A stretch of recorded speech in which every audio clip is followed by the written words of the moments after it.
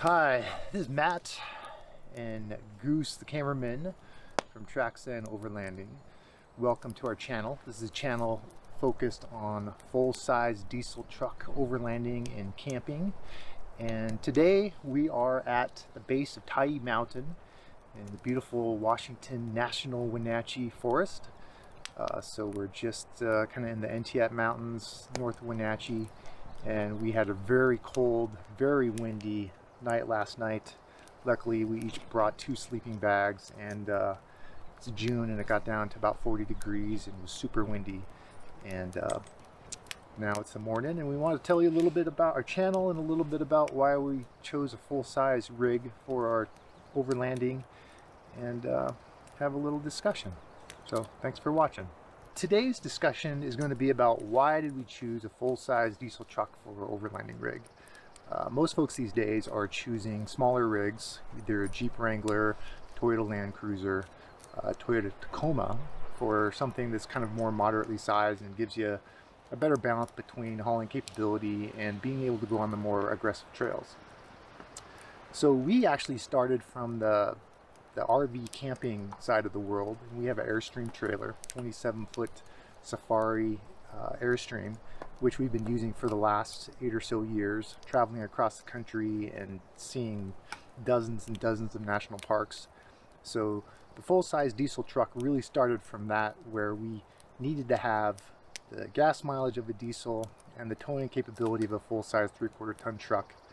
And so we still have that trailer and we still use it a significant amount, but we kind of wanted to add overlanding to it as well, because my son and I, we really like doing more basic camping, not the glamping style, which is what an Airstream trailer is.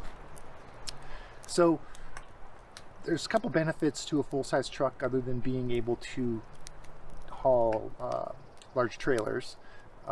It also has significant bed capacity. So we also have a boat. We have a 12-foot Striker inflatable boat with a 20 horsepower outboard motor, and we can put that boat, package it up, and put it in the bed of the truck. So we can go camping with our boat and our trailer, and everything can come along, and we have enough towing capacity and GVW for that. So having a full-size truck is really important for that. And it's nothing better than being able to go overlanding and have a boat in the back of your truck to be able to use that for the lakes that you go find. So that's one of the reasons. One of the downsides of having a full-size truck, of course, is you can't go on the Jeep trails, the really hardcore four-wheeling trails. You're more limited to the size of the trail you can get through with that full-size truck, and you end up with a lot of body damage. And if you see my truck over here, you'll see that there is body damage. We hit trees, we scratch it up, we are not gentle with it. That's one of the benefits that you get by having an older truck, is you can beat on it a little bit more and not feel so freaked out when you scratch it up, because it's an older truck, and older trucks are supposed to be kind of beat up. So that's one of the benefits of having an older truck. So that's the downside, is you can't really go on all the trails that some of the Jeeps and Tacomas can go on. One of the benefits, though, of course, is that you don't have to worry about how much you haul. So if you build a more medium-sized rig, you oftentimes have to change out your suspension and change your springs to be able to tow or to be able to carry more in terms of payload. The 3/4 ton truck with 1,500 pounds in the bed payload, you're pretty much set, and you don't have to worry about it as much. So that's kind of nice. So why did we choose a Dodge 2006 Ram 2500 diesel for our truck? There's a couple reasons to that. First, it's kind of a nice compromise in terms of complexity, in terms of the build of the vehicle. So computers started entering the scene and made vehicles much harder to work on. This is kind of near the middle of that progression. So it's got a computer, but everything in the truck is not all computerized, and it's fairly simple to work on. So for the 8 years I've had this vehicle, I've been able to do all of the work on it myself. Anything that's broken, which has been minimal, I've been able to fix myself, and I'm not really an engineer or a mechanic, so it's not terribly hard to work on. The diesel was a big part of it. to make sure that when you're towing a 10,000 pound trailer 8,000 miles across the country, the miles per gallon of what you have for your vehicle is really important. So for a diesel truck, we were able to get about 15 miles per gallon hand calculated in that trip because it was a diesel. If it was a big block gasoline engine, we'd be more in the 7 to 9 miles per gallon. So a diesel is just absolutely critical for long hauling, for towing. One of the benefits also of having the Cummins engine is its reliability. They are known to go 1,000,000 miles, change the oil regularly. Our truck is about up to 160,000 miles, still runs perfectly.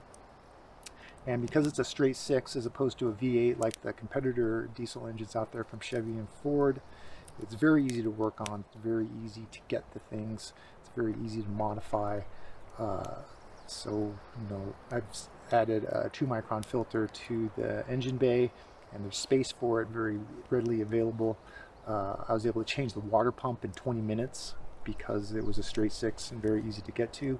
On a V8 diesel, you cannot do that. So there's lots of benefits to having it. The downsides of it, of course, are the transmissions in these trucks are not that good. 48RE. I bought it, and it looks like it was the transmission was modified when I bought it, so it's still holding together. But in general, these transmissions don't last 100,000 miles, even stock. It also is known for having really poor front end reliability, both in the suspension and the steering department. So that is something that you have to deal with as an owner and upgrade it and fix it over time. It's a good excuse to change the suspension and really beef it up and to make it much more of a four-wheel drive rig by doing that. So it's kind of a blessing in disguise. If you have something that you know is bad on your truck, it's kind of fun to upgrade it and to research it and find the best upgrade that you can do to improve it. So that's what we've done on our truck, and we'll do a full video on suspension later.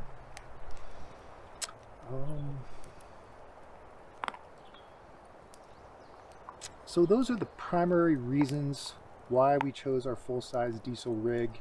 A couple downsides to it, but it's mostly been upsides. We've really enjoyed it. And over the progression of these videos, we'll go through all the modifications we've done to the truck. We'll go through all the modifications that we've done to make it more camping and overlanding friendly, with the bed rack and the awning and the secondary battery system and fridge systems, the onboard air compressor. There's been a lot of things that have been added to it, and so that'll be fun filming those videos and showing them to you over the years. So that is what we have for you today. Again, we're at the base of Taiyi Mountain in Entiat mountain range in the Wenatchee National Forest, and we are going to pack up and head on home. Thanks for watching. Hit the subscribe button.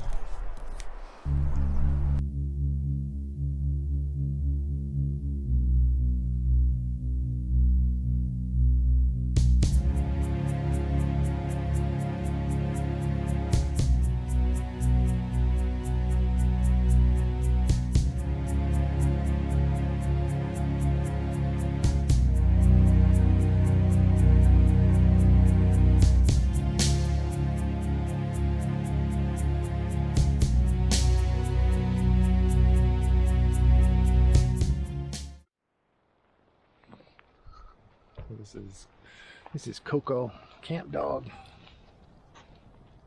Super mutt, part lab, part Bipple, part Chow Chow. She's a Humane Society save from Houston. Right, yeah.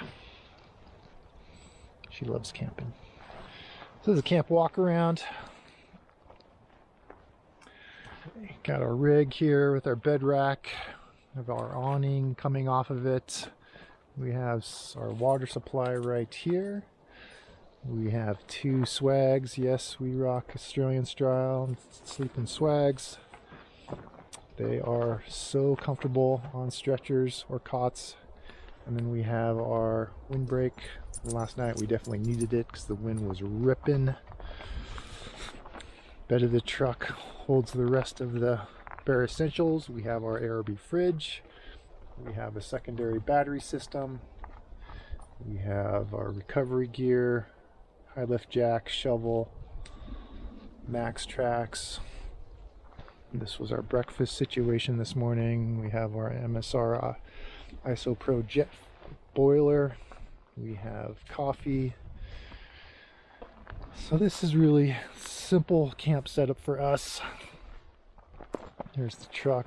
Tires have been lowered down to 20 and 25 psi respectively because we hit some pretty gnarly four-wheel drive tracks yesterday and had to get turned around because we got too much snow on the road and we're going to get high centered if we kept going, and we didn't feel like digging ourselves out.